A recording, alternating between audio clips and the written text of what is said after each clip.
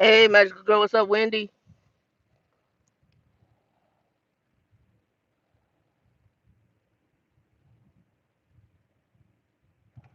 You know, we got people coming in, y'all. Let me see who's all coming in. Hey, Cat Eyes, what's up, people? Can y'all hear me? Let me know you can hear me.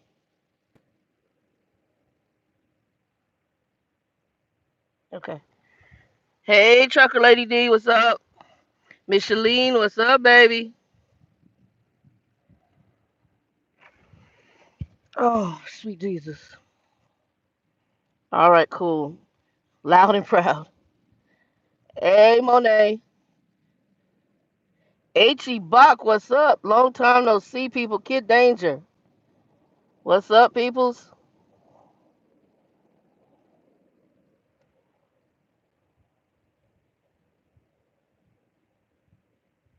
Yeah, I'll take the glasses off. I'm tired. I, I cleaned them and they're smeary. I got to clean. I'm getting them some new ones here in a couple of months. As soon as the new insurance kicks in, I'm getting another pair. I'm gonna wait a little bit. How have all of you been doing? I did a little group call yesterday with some folks. Um, Monet, are you back out on the road or are you still here in Phoenix? Oh, okay. I'm over here on this side of town. I'm over here at the Starbucks on 101st. I'm not that far from the Freightliner dealership right now, Monet. Yeah, I'm over here on 101st, right over by the theater on McDowell. I'm over here. I'm getting ready to go into Starbucks in a minute. I'm sitting in the car. Yeah, I'm gonna talk about that a little bit. Job is good. It's actually good. You know, it's funny. I was sitting here talking to a friend of mine. I said I went through all the shenanigans up and down driving a truck to finally get into the back end of the office of a trucking company, and I'm happy I did. Okay. Yeah, I'm happy I did. You thought you was gonna be out of here. Now you gotta see everything happens for a reason.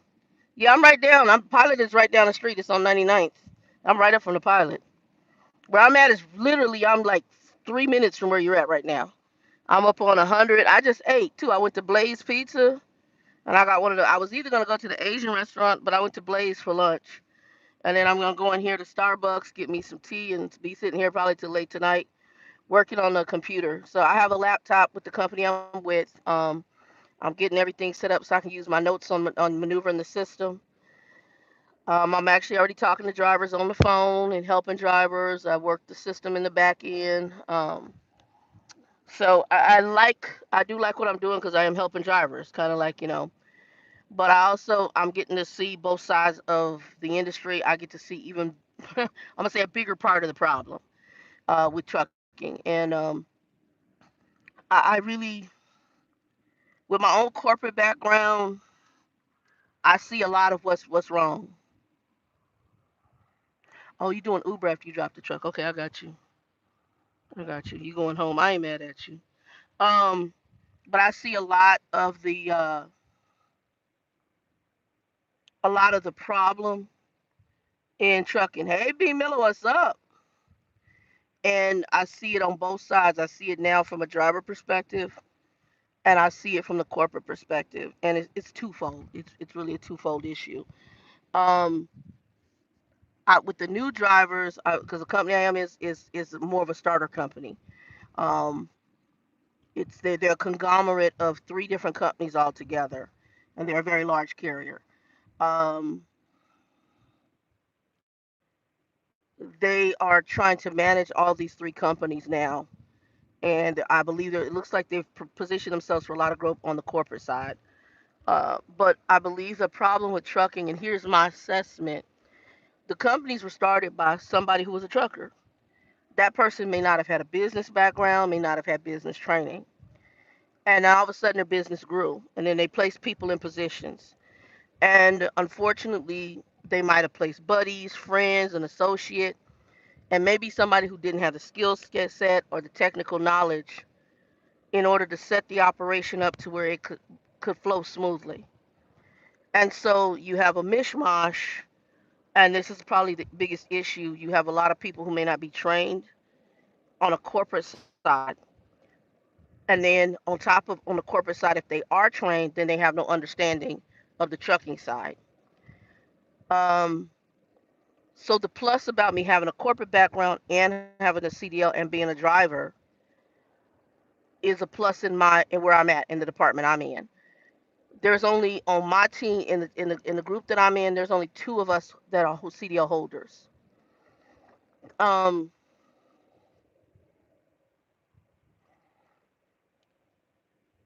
that makes a huge difference. And when I'm talking to drivers, and also I've had to help drivers, and it's disconcerting to me on a training level. Like last night, I was on the phone with Monet, Wendy, Nikki, and Danielle, and I was telling them that I had several drivers that I have talked to in the short amount of less than 3 weeks that have called into after hours. We like the dispatch and support, um, because they didn't know how to slide their tandems, they didn't know how to slide the fifth wheel, they didn't know how to scale their load. That to me is horrid. There's a problem. That's a training issue, and all of us are on there. That's a huge training problem because you shouldn't have to call your dispatch manager on how do I slide my fifth wheel? How do I adjust the tandems? They didn't know what the weight on each hole was. They didn't. I had a guy who didn't even know what button to press inside the truck to release the pins on the fifth wheel to adjust the fifth wheel so he could adjust his weight. That's a major training issue. I've dealt with drivers who unfortunately uh, didn't know how to adjust logs. They don't know that your log rules everything. I don't care what anybody tells you in the office to do. From safety standpoint, you need to know how your logs work, electronic logs.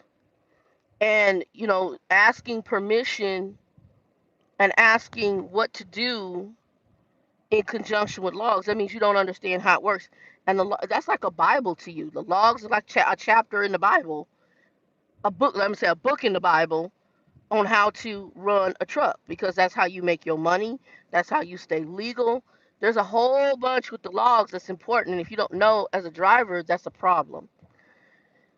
So I see the detriments on the driving side, especially for the new drivers. And then on the corporate side, granted, they're trying to move freight, but I also see that there's a lot of stuff that's very manual. They're trying to automate some stuff, which they need to. But there's also ways that things could be, in my opinion, handled better and more effectively. Um,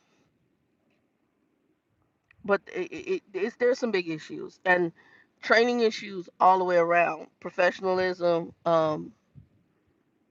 interacting with the driver, making sure that dispatch is aware of safety concerns.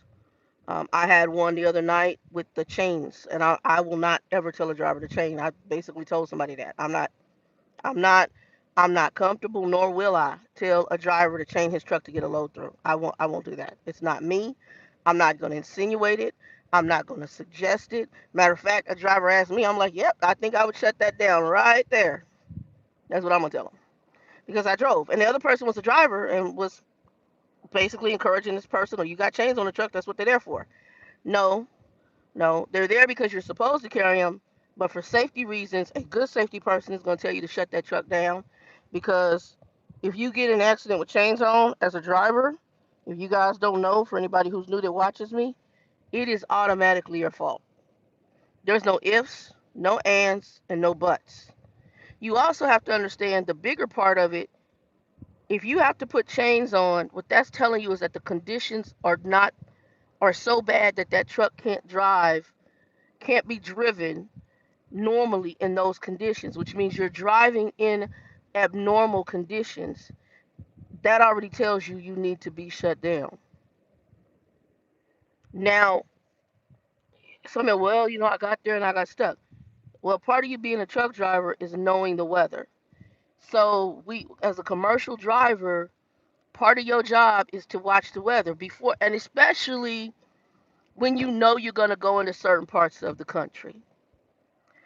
Wyoming, windy as hell in the winter, snowy and icy as hell, and windy. Utah, snow. Northern Arizona, snow. Colorado, anywhere, snow and winds. Kansas, windy, tornadoes. Can become snowy, can become icy. Texas, snow and ice, wind. Oklahoma, normally wind, tornadoes. You need to know the country if you drive a truck. And you need to understand, and I want my new drivers to hear me, because I'm working in office, so I see more now. And granted, I ain't been there long, but I see and understand more now.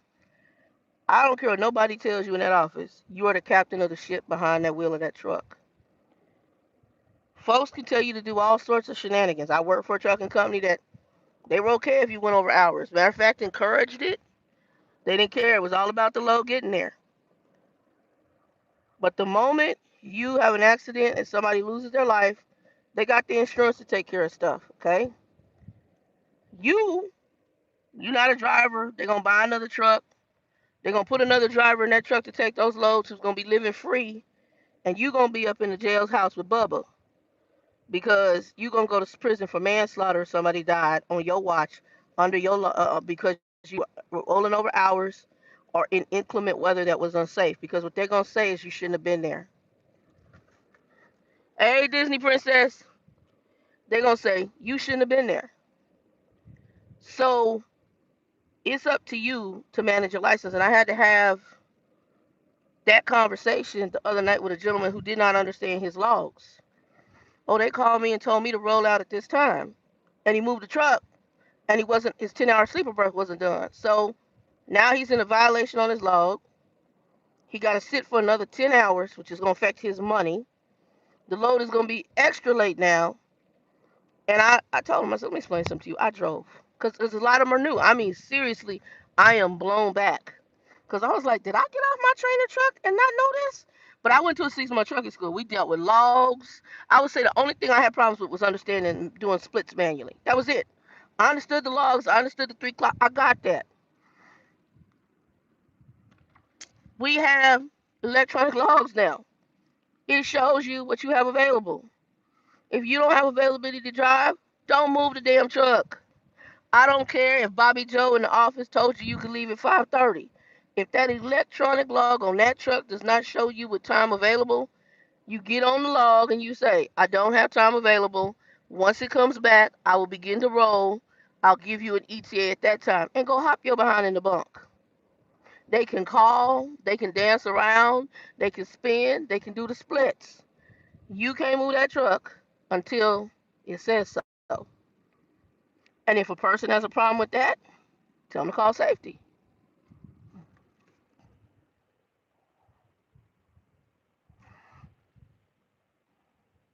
Hold on. Hold on, y'all. I was trying to see what Disney Princess said. Okay, Disney, do what you gotta do, baby. You fine. Um, so I've just seen some things, and I said, well, let me get on here. I was talking to a driver the other night, and she was new. She only been out 4 months, so I got her and I helped her. And hello to Mia, if she sees this, I told her about the channel on the side.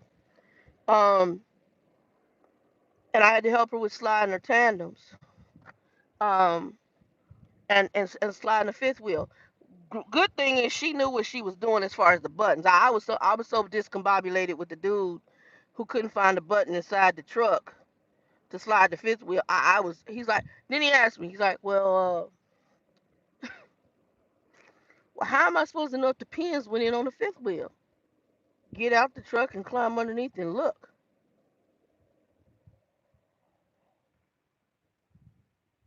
I'm 436 pounds. I used to squat my fat butt under that truck with a flashlight and look to see if hey,